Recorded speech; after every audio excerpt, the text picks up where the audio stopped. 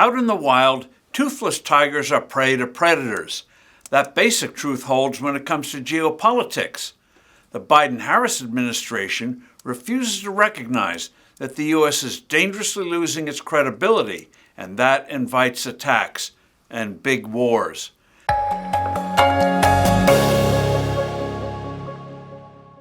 Hello, I'm Steve Forbes, and this is What's Ahead, where you get the insights you need to better navigate these turbulent times.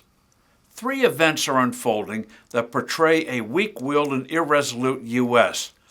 They are the kind of incidents that create the international version of a black swan, that is, a shocking, unanticipated, high-impact event.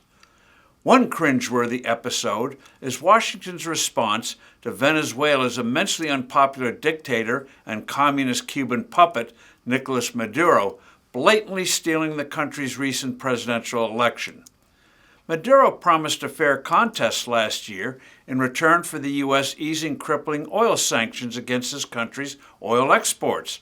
The Biden-Harris team wanted the oil to help keep down U.S. gasoline prices in the run-up to our presidential election. Maduro has made Uncle Sam look like a chump. First, he barred his principal opponent from running, but a new credible candidate emerged. Amazingly, courageous pro-democracy activists monitored polling places and actually photographed tallies before they were sent into the government election agency. No surprise, Maduro lost by a landslide. Nonetheless, he claims he won. With the help from imported Cuban thugs, he is arresting thousands of protesters and tracking down those poll watchers. Washington should immediately have slapped on a total oil embargo and imposed individual sanctions on all of Maduro's henchmen and collaborators. But no, we essentially do nothing.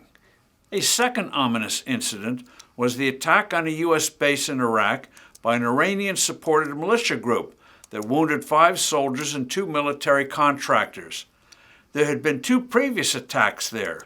Defense Secretary Lloyd Austin harumphed that we're really upset. But so far, no retaliation. This is part of a sickening pattern. Since October, there have been 220 attacks on American military personnel and facilities from Iranian proxies. There have been only 10 retaliations. And that's the problem. We're always responding, always on defense. And this goes to the third episode, the ongoing attacks by the Houthis on shipping in the Red Sea, which has severely disrupted seagoing commerce. The Houthis are another Iranian military tentacle that is large and growing. That the U.S. hasn't eradicated this menace is a shocker. It invites more aggressive moves by our adversaries. Dealing with the Houthis finds our Navy constantly knocking down cheap but lethal drones with our expensive multi-million-dollar missiles. We've burned through 800 so far. We are depleting inventories of missiles that we would need to defend Taiwan. Our fleet is getting worn down in this mission. We have stationed aircraft carriers and missile defense destroyers there for months and months. And the goal of reestablishing freedom of navigation there is no nearer to success than it was last fall when the assaults began. In fact, the Houthis are intensifying this campaign. In this situation, among other moves, the U.S. should attack the Iranian Navy and stop Iranian oil sales to China. That we're faced with a real likelihood of a major Mideast war and perhaps a black swan elsewhere is the ultimate damnation of what the Biden-Harris government has wrought.